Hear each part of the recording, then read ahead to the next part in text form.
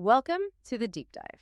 Okay, if you've ever felt that digital advertising is, well, kind of a black box, expensive, maybe efficient, but really hard to see inside, then today's deep dive is definitely for you. We're essentially pulling back the curtain on what might be the single most important idea in the whole $600 billion digital ad world, the ad path. So our mission is simple. Cut through the jargon. We've got a stack of sources here, all focused on this route, this path an ad takes to actually get shown to someone, to a user. And it's not just a simple journey. It's like this complex pipeline with loads of tech, different channels, and yeah, quite a few financial middlemen involved. Why should you care about this? Well, whether you're managing a small budget or planning a massive campaign, this path, it dictates your costs, how much you actually know about performance, and crucially, how much control you really have over your own spend. And that control aspect, it feels like it's shrinking, doesn't it? Especially with platforms like the big social networks and the explosion in connected TV, CTV. They've just added whole new layers of complexity. Sure, advertisers get massive scale now, but that scale often comes with a hefty price tag, less visibility. Yeah, the whole point of digging into this today is showing why understanding the ad path, like really getting the nuances, is so vital for optimization. Because if you don't trace that exact route your ad impression takes, you're basically flying blind. You can't really optimize ROI. You might not even know where your money truly ended up. Okay, that really sets the stage. So the ad path isn't just some logistical detail on a flowchart. It's absolutely central to success and, frankly, financial integrity. Our sources pointed to three core ways this journey really impacts ad management. And the first one, well, it tackles the big one, cost. Yeah, let's start with cost optimization. This is where, honestly, some of the figures in the sources were pretty shocking. When your ad money flows through these complicated paths, extra costs just pile up. And it's specifically because of all the different intermediaries involved. You mentioned complexity and those extra costs. I mean, can we quantify that? What's the real danger, according to the sources? How bad is this hidden tax? Oh, it's substantial. Enough to make you rethink your whole budget strategy. What's really fascinating, or maybe alarming, is how they quantify this ad tech tax. Yeah. Looking across the sources, even conservative estimates suggest somewhere between, say, 30% and maybe even 50% of programmatic ad spend. It just gets siphoned off. 50%. Yeah, by all those intermediaries, DSPs, SSPs, exchanges, data verifiers, you name it, before a single dollar actually reaches the publisher who showed the ad. Wow. So potentially half your budget just vanishes before your ad even gets a chance to be seen by the right person. Understanding the path suddenly sounds like finding the leaks in the pipe. Precisely. It's about spotting those redundant steps, those unnecessary middlemen, to make your spending much more effective. Think about it. If you're unknowingly paying 5 different tech vendors just to get one impression delivered, you need to see that path clearly so you can consolidate it. And that naturally leads us to the second key function, performance analysis. Because the specific path your ad takes, it directly influences the quality of the ad space, the inventory, and therefore how well it performs. So if your ad goes through a path known for being super cheap but also really fragmented, yeah, you might get tons of impressions, but the quality, are they viewable? Are they likely to convert? That's the big question mark. Tracking that path is really the only way you can make smart choices for ROI based on, verifiable quality, not just volume. And assessing that quality, ensuring it's real, that brings us straight to the third critical piece. Security, trust, basically, ad fraud prevention. Exactly. This is where the transparency issue really bites. When you have a fragmented delivery chain, one where you can't easily see all the steps, well, that's just the perfect breeding ground for fraudsters, using bots and invalid traffic to steal your money. Think about a complex programmatic route with layers of resellers. Auditing that chain effectively, especially in real time, becomes incredibly difficult, almost impossible sometimes. So understanding and tracking that pathway is absolutely essential if you want to monitor your ads properly and avoid getting ripped off by non-human traffic, which, by the way, is another massive drain on ad budgets. It really sounds like the whole industry is caught in this constant tug of war, this trade-off between wanting massive scale and reach, but having to accept huge risks and, well, a lack of clarity to get it. That's the fundamental trade-off, yes. And it perfectly defines the three main ad paths we see described across the sources. They're just fundamentally different ways to buy ads, each with its own balance of transparency versus scale. Okay, let's break those down. Starting with what sounds like the ideal, maybe. The one where visibility is the top priority. The direct path. Right. The mechanism for direct is pretty straightforward. The advertiser basically talks directly to a specific publisher. Yeah. No big tech stack, no brokers in the middle. They negotiate a rate, maybe for impressions, maybe clicks, maybe time spent, and they know exactly where the ads will run. Yeah. Maybe even down to a specific page on a news site, for instance. Yeah. And because it's direct. Highest control. Exactly. Highest control, complete transparency on the quality where your ad appears, and you basically eliminate that ad tech tax from all the intermediaries. Okay, but let's inject some reality here. If direct is so good, so transparent, why isn't everyone just doing that all the time? Is it just too much work? It is. That's the bottleneck. Imagine a global brand trying to manage thousands of individual direct deals. The manual negotiation, the administration, it's just prohibitively resource intensive. Direct is fantastic for those premium placements, the really high impact stuff. But it just can't deliver the sheer volume or the efficiency you need for, say, lower funnel targeting or reaching mass audiences. And that brings us neatly to the big one. Programmatic.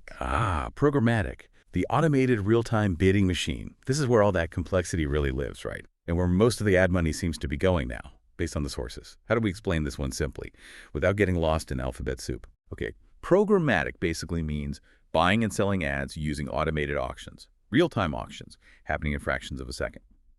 So instead of talking to a salesperson, advertisers use software, a demand-side platform, a DSP, to set their bids and who they want to target. And on the other side, publishers use their own software, a supply-side platform, or SSP, to put their ad space up for sale. Now, the complexity really kicks in because these DSPs and SSPs, they often connect through multiple other platforms like ad exchanges.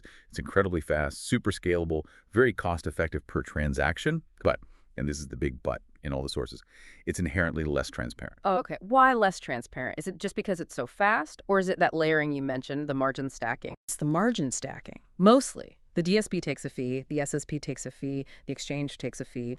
Maybe there are data providers taking fees too. When you have all these layers between the advertiser paying the money and the publisher receiving it, each taking their slice, it just obscures the original cost. You lose sight of who's taking what percentage.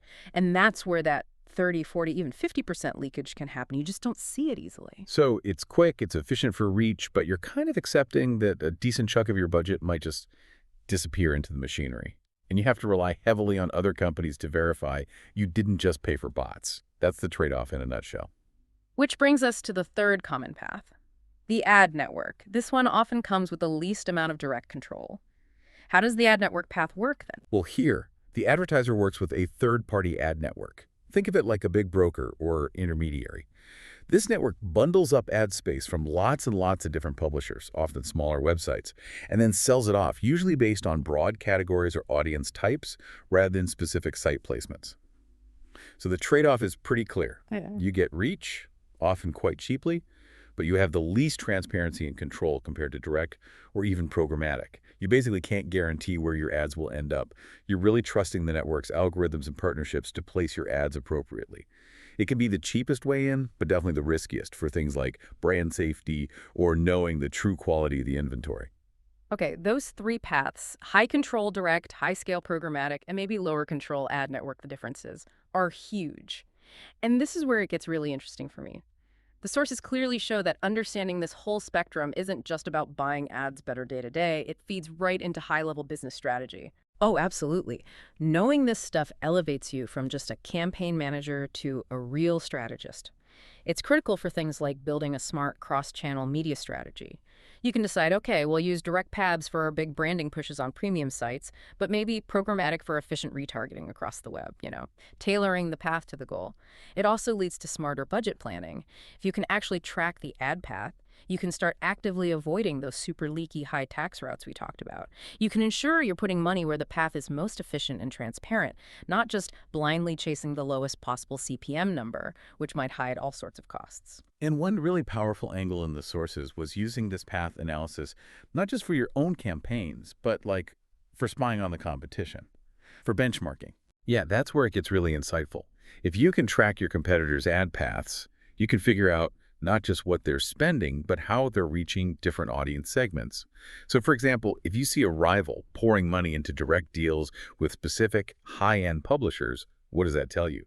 It says they're prioritizing brand safety and premium visibility for a certain key audience. Or Conversely, if they're heavily invested in programmatic CTV ads on certain streaming platforms, you might be able to reverse engineer their targeting strategy. It helps you understand the effective paths to reach specific groups and, crucially, prove the ROI of different approaches. That brings us to the scope here, which sounds enormous, especially when you throw CTV into the mix. You mentioned connected TV. Since most of that inventory is traded programmatically, does it just inherit all those transparency risks? It does, and then some. CTV adds extra layers of difficulty because measuring the ad path there is even more fragmented. You're not dealing with simple web banners. CTV involves tricky things like device graph fragmentation, multiple people watching one TV or users switching between apps. It makes verifying who actually saw the ad much harder. So the tools needed for ad path analysis in CTV have to be pretty sophisticated.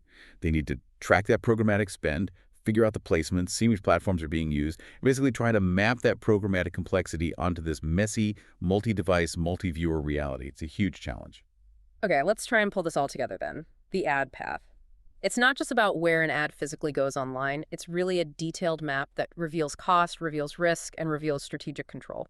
Managing that path well seems like the difference between just, throwing money into the digital void versus making sure your ads are actually served effectively, efficiently, and safely. Yeah, exactly. If we connect this to the bigger picture, optimizing that whole ad journey, deliberately choosing between direct deals, programmatic platforms, ad networks based on your goals, that's really the difference between unknowingly paying that 30, 40, 50% ad tech tax versus actually achieving better ROI and having real auditable control over where your campaign money goes. And that lands us right back where we started, with that fundamental tension every advertiser, every brand is wrestling with right now. We've established programmatic gives you amazing scale, amazing efficiency through real-time bidding, but it comes with this baked-in lack of transparency and potentially massive hidden costs from intermediaries.